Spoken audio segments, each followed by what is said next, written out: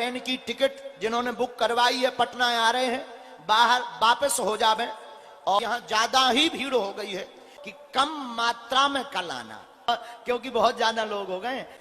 अनहोनी ना हो, हमारे मन में ये शंका है, तो हमें लगता है कि दरबार को विराम रखना चाहिए। बागेश्वर धाम के पीठाधीश्वर धीरेन्द्र कृष्ण शास्त्री जी महाराज नौबतपुर में कथा कह रहे हैं। लगभग एक दिन में 3 लाख लोगों की आने की आशंका जताई जा रही थी, लेकिन इतनी भीड़ आ गई कि जिसको देखकर धीरेन्द्र कृष्ण शास्त्री यानी बाबा भी हैरान और परेशान हो गए हैं। यानी उस मंच पर, उस पंडाल पे इतने सारे बाबा के पागल भक्त आ गए हैं कि बाबा भी देखकर हैरान परेशान हो गए हैं। और 15 तारीख को दोपहर में जो दिव्य दरबार लगाने की बात कही जा रही थी, उस पर भी अब तलवार लटकने लगी है कि दरबार को विराम रखना चाहिए। जी बिल्कुल।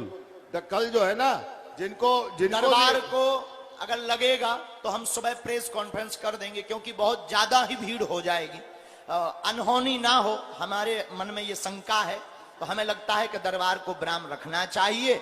फिर कभी जब बिहार आएंगे कथा चलती रहेगी, क्योंकि जिस प्रकार से भीड़ वहां पर एकत्रित हो रही है, इकट्ठा हो रही है, उसको देखते हुए धीरेन्द्र कृष्ण शास्त्री जी ने बड़ा फैसला लिया है। और उन्होंने कहा है कि पटना फिर कभी आएंगे तब दिव्य दरबार लगाएंगे। और इसके बाद दिव्य दरबार जो कल लगने वाला था वो लगभग स्थगित सा नजर होते हुए आ रहा है, क्योंकि इतनी भीड़ हो गई है कि 3 लाख वाले पंडाल में इतने सारे लोग आ गए हैं कि पंडाल में बैठने तक की व्यवस्था अब नहीं बची है। यानी बाबा के चाहने वाले इतने भक्त आ गए हैं कि बाबा भी हैरान और परेशान हो गए हैं। और इस प्रकार से वहां पर जो कार्यक्रम कल होने वाला था दिव्य दरबार का, उसको लगभग स्थगित सा कर दिया गया है। हालांकि बाबा ने कहा है कि जिन लोगों ने ट्रेन, बस, इसके बाद तमाम टिकट से आने का प्रयास कर रहे हैं, वो लोग वापस चले जाएं और वो अपने घर पर ही बैठकर कल से भजन और सत्संग और कीर्तन सुने, क्योंकि यहां पर उम्मीद से ज्यादा, हद से ज्यादा भीड़ हो गई है। हमारी हाथ जोड़कर प्रार्थना है कि जो जहां से आ रहे हैं, ट्रेन की टिकट जिन्होंने बुक करवाई है पटना आ रहे हैं, बाहर वापस हो जावे।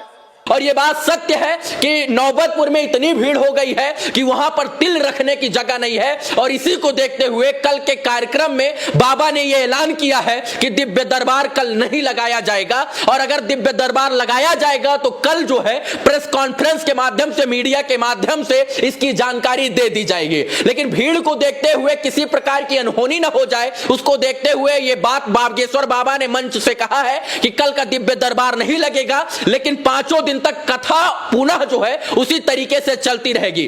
और बाबा ने यह भी कहा है कि कल जिस प्रकार से यहां पर भीड़ आ रही है, मुझे लगता है, मुझे आशंका है कि किसी प्रकार की अनहोनी न हो जाए। यानी बाबा ने अनहोनी की बात कहते हुए इस बात को खारिज किया कि यहां पर बहुत सारे लोग आ रहे हैं, इसी वजह से दिव्य दरबार जो है कल नहीं लगेगा। तो यह बड़ी खबर है। बागेश्वर धाम के जो भक्त हैं, धीरेन्द्र कृष्ण शास्त्री जी के जो चाहने वाले हैं, जो उनके भक्त श्रद्धालु हैं, वो इतनी मात्रा में पहुंच रहे हैं कि पूरा बिहार देख रहा है। और बाबा भी हैरान और परेशान हो गए हैं। इतनी भीड़ शायद से बाबा ने इससे पहले शायद से कहीं नहीं देखी होगी। यही कारण है कि बाबा ने कल के कार्यक्रम को स्थगित करने का, यानी दिव्य दरबार के कार्यक्रम को स्थगित करने का प्रस्ताव रखा है। हालांकि कथा 5 दिन चलेगी, कल भी कथा होगी। बाबा ने यह अनुग्रह किया है, तमाम लोगों से निवेदन किया है कि मेरे पागल भक्तों, कल से जो है मोबाइल पर, सोशल मीडिया पर, यूट्यूब पर आप लोग सत्संग देखिए। मेरा मकसद भीड़ जुटाना नहीं बल्कि ज्ञान बांटना है। और ज्ञान मोबाइल से भी और इसके बाद टीवी पर भी देखकर भी,